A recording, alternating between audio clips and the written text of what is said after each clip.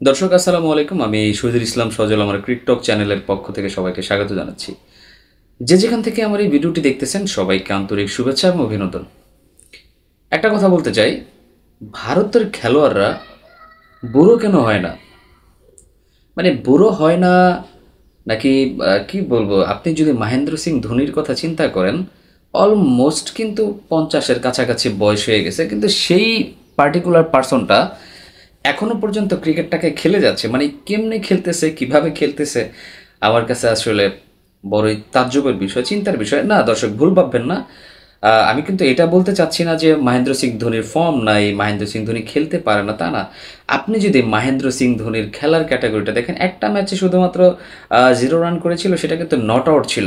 আর বাকি ম্যাচগুলো যদি আপনি মহেন্দ্র সিং ধোনির ব্যাটিং দেখেন, আমার কাছে মনে হয় সবগুলো তো 150-এর উপরেই স্ট্রাইক রেটে ব্যাটিং করেছেন। লাস্ট ম্যাচটাতে তো আপনার অলমোস্ট 250 স্ট্রাইক রেটে ব্যাটিং করেছেন। তো ভারতের প্লেয়াররা, শুধুমাত্র মহেন্দ্র সিং ধোনির কথা আমি বলবো না, এমন অনেক প্লেয়ার আছেন যারা এখনও আপনার লিজেন্ড ক্রিকেট লিগ খেলে যাচ্ছেন। যেমন ধরেন ইউসুফ পাঠান, আপনার তারপরে তার ভাই ইরফান পাঠান, তারপরে আপনার মানে কাকে রেখে আমি কার কথা বলবো, সবাই সবাই সবার চাইতে এখনও ভালো খেলে, এখনও very much capable of playing cricket for national side, এটা আমার কাছে মনে হয়।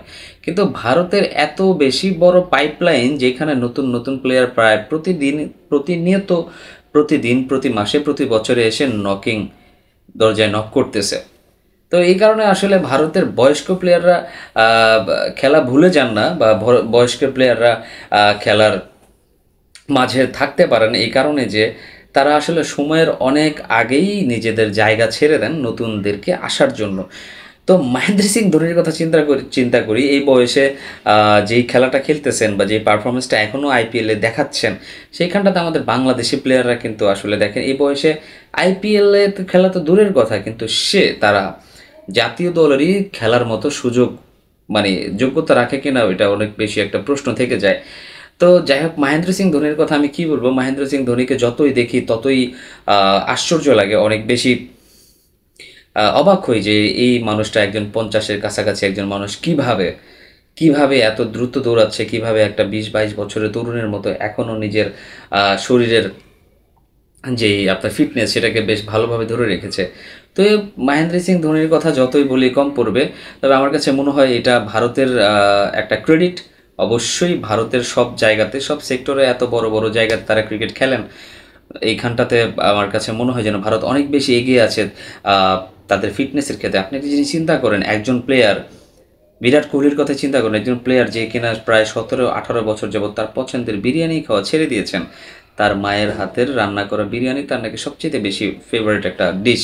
তো সেটা খাওয়া ছেড়ে দিয়েছেন। অন্যদিকে যদি আপনি আমাদের দেশের প্লেয়ারদের কথা চিন্তা করেন, তারা আসলে এই সমস্ত ক্ষেত্রে কোনো বাদ বিচার তো দূরের কথা, বরঞ্চ ম্যাচের আগের দিনও কিন্তু তারা অনেক স্পাইসি ফুড বলেন, হ্যাজি ফুড বলেন, অয়েলি ফুড বলেন, এগুলা খেয়েই কিন্তু আহ, খেলতে নামে সচরাচর। তো বাংলাদেশের কথা না হয় তাদের সাথে নাই তুলনা করলাম, ভারত আসলে তাদের ক্রিকেটটাকে অনেক উপরে নিয়ে গেছে, সেটা একদম অনস্বীকার্য। সেটা যদি আপনি অস্বীকার করেন, তাহলে আপনি বুঝতে হবে যে আপনি ক্রিকেটের আহ, বেশ ভালো কোনো ফ্যান্স না। যেটা আমি আমি আমি বলতে এটা দ্বিধা করবো না যে আপনি অবশ্যই ক্রিকেটের ভালো কোনো ফ্যান্স না, যদি আপনি ভারতের সাথে এই ব্যাপারগুলো নিয়ে হিংসায় জড়ান। কারণ আপনার ক্রিকেট খেলা তো খেলাই, একটা দল ভালো খেলবে, একটা দল খারাপ খেলবে, একজন প্লেয়ার ভালো হবে আর একজন প্লেয়ার খারাপ হবে, এটাই কিন্তু নিয়ম। তো মহেন্দ্র সিং ধোনি এই যে বুড়ো বয়সে যেই খেলাটা দেখাচ্ছেন, এটা অনেক তরুণেরই স্বপ্ন, ওই ধরনের ক্রিকেটটাও অন্তত ক্রিকেটকে উপহার দেওয়ার বা নিজের দলকে উপহার দেওয়ার। তো দর্শক, আপনাদের কাছেও অনেক ধরনের রিজন থাকতে পারে যে মহেন্দ্র সিং ধোনি এই বয়সে এসে যেভাবে ক্রিকেটটা খেলছেন, সেটার পেছনের রিজন কী বলে আপনার মনে হয়, সেটা অবশ্যই আমার এই ভিডিওর কমেন্ট সেকশনে কমেন্টস করে জানিয়ে দিবেন। সবাই ভালো থাকবেন, সুস্থ থাকবেন। আসসালামু আলাইকুম।